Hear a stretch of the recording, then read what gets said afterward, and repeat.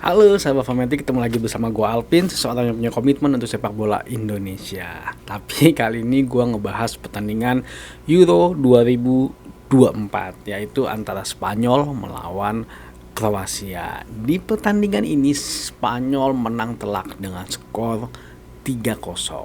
Kita lihat secara statistik dulu. Secara statistik penguasaan bola sebenarnya Kroasia lebih unggul sebanyak 54%. Kesempatan menciptakan golnya mereka juga lebih banyak daripada Spanyol, yaitu sebanyak 14 kali, tapi yang ke arah gawang hanya sebanyak 4 kali.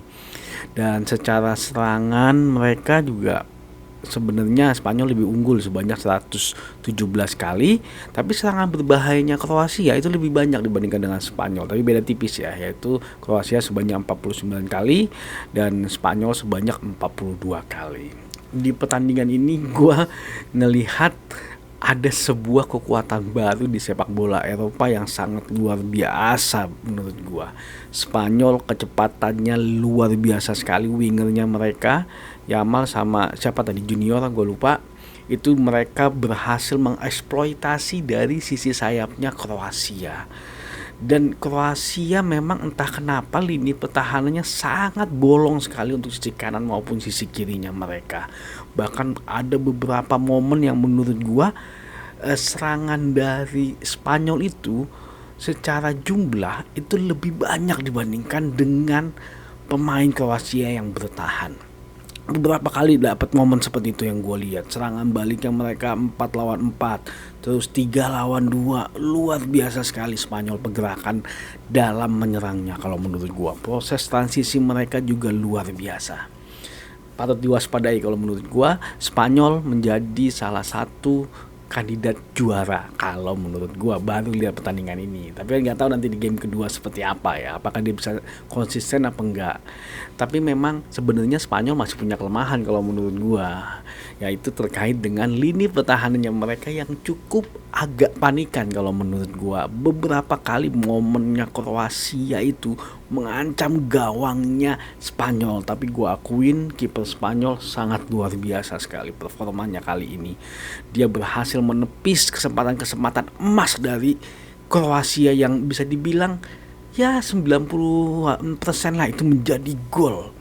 Tapi kiper Spanyol sangat luar biasa. Tapi lini pertahanannya Spanyol ini, defense-nya itu panik banget ketika menghadapi transisi dari Kroasia ataupun crossing. Jadi sangat kelihatan acak-acakan kalau menurut gua. Jadi mereka asal clearance lah kalau menurut gua.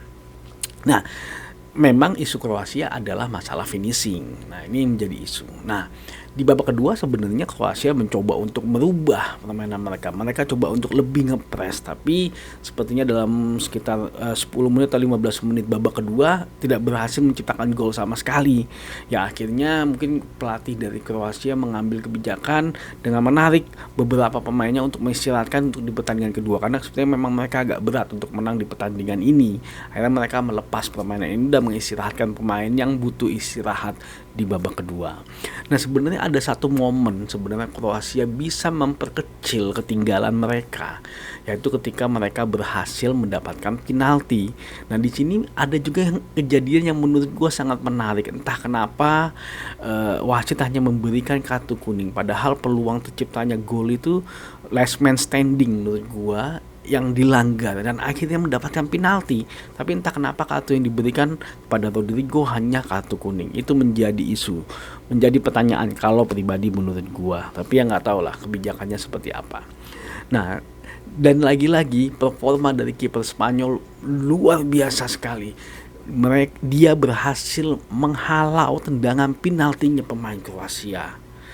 Memang ada momen juga di situ sebenarnya Perisic berhasil merebut bola dan memberikan umpan kepada pemain Kroasia dan akhirnya terjadi gol. Tapi berdasarkan review VAR ternyata itu dianggap offside. Dan cuman yang anehnya juga sebenarnya itu VAR-nya itu nggak diliatin, nggak di replay di pertandingan ini. Entah kenapa, karena sangat tipis sekali kalau dibilang Perisic itu offside karena dia sudah lebih dahulu masuk. Tapi gue bingung juga, kenapa nggak diulang penaltinya?